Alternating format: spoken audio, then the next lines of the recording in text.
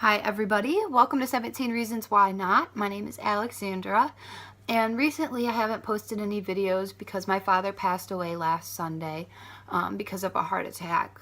But I'm back and I'm here and I'm ready to go. I want to fight now for this topic more than ever. Today I'm with you to share Catherine Lennon's story. I've known Kat since high school. She's always been bubbly and smiley and just a genuine person to be around. Her story is hard and it wasn't easy for her to share, but that's why we're doing this. We want people to see these videos and to get talking. So here's Catherine's story. My name is Catherine Lennon, and this video is a little bit more serious today. I'm going to be talking about mental health, and it's a very important topic that we're not discussing enough, and we're not spreading enough awareness about it. I was contacted by the amazing Alex Polakovich, and she asked me to help join in talking about what I've been through and how I got to where I am now. So I want to start off by saying how I've been able to make traveling and exploring and being outside my way of coping with anxiety and depression. Um, and it all started back in around October or November of last year when I was I was living in Chicago and I wasn't very happy there. I was really depressed. I had just been through something tough a couple months before in that summer where I was sexually harassed at work by a coworker, and I I was just lost. I didn't know what to do. I had felt really alone, like no one was there to help me and help me through it, and I felt really, for lack of a better word, triggered. I had a prior history of sexual abuse when I was younger, so all those thoughts came just flooding back to me, and I was just stuck in this rut of depression. And bear with me here. um, I felt like I had nobody. I had a few people who were understanding, but the people I needed the most didn't seem to take me seriously or think that it was a big deal, and that was really hard. I just got from a lot of people, oh, you're just sad, like it'll go away, it'll pass, you'll get over it, it'll be okay. And I just felt like my voice wasn't being heard, and I needed to make a decision for myself to be happy because we all deserve to be happy. I was just home every single day. I was laying in bed. I was sleeping all day, every day. I wasn't going to class. I would go to work. That's about it. I, it was really hard.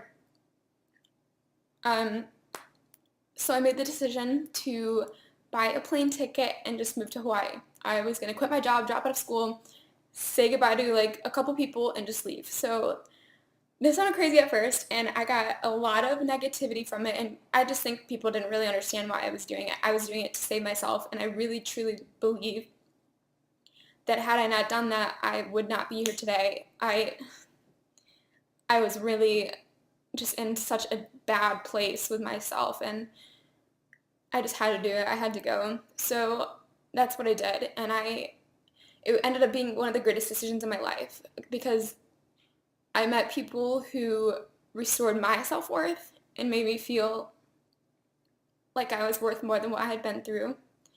I was I was also in an environment that I thought was a really healthy place for me to be in. I was in a warm climate. I had the sun all the time. The sunshine was helping me, the ocean, the beautiful hikes that I could go on all the time, and just that was really helpful for me. And it really sparked my desire to just keep traveling and keep exploring. And so that's how I made myself happy. That's how I made the decision for myself that I could be happy and that I was worth happiness. I know that's a really tough thing for people to understand about themselves, that you deserve to be happy and you deserve to make yourself happy. And I just want to say to everybody out there who's struggling with suicidal thoughts, as I once did, as I did a lot, um, that if you are here right now today, you should be so proud of yourself because I know how hard it is. I know how hard it is to just get up every day and pretend like nothing's wrong and just put a face on for the world. And you guys are so strong, and I want you to know that you need to reach out to people, you need to get help, and you need to do whatever you think is necessary to be happy with your life and be excited. There are lots of resources, counseling, psychiatric help, traveling. Like, do what you have to do to be happy, please, because trust me, suicide is not the answer, and it will get better, I promise, especially once you find what makes you happy and you learn how to cope with your depression and your anxiety. I promise you, it will get better.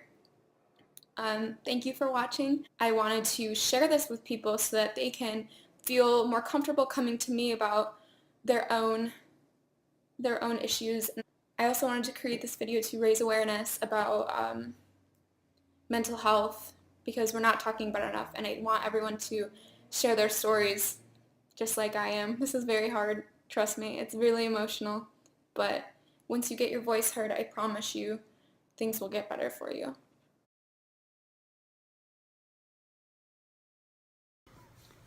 Wow, Catherine, thank you so much for sharing your story. I know it was difficult, but because of you, people will see this and keep on pushing and understand that they are not alone. Every 98 seconds, someone in America is sexually assaulted. Meanwhile, only 6 out of every 1,000 perpetrators are sent to prison. This means that of those perpetrators, only 6 of those victims get actual closure. If you are a victim of sexual abuse, you need to understand that there are many tools out there to help you and that you are not alone. There are many people who have been victims of sexual abuse, and it is okay to reach out.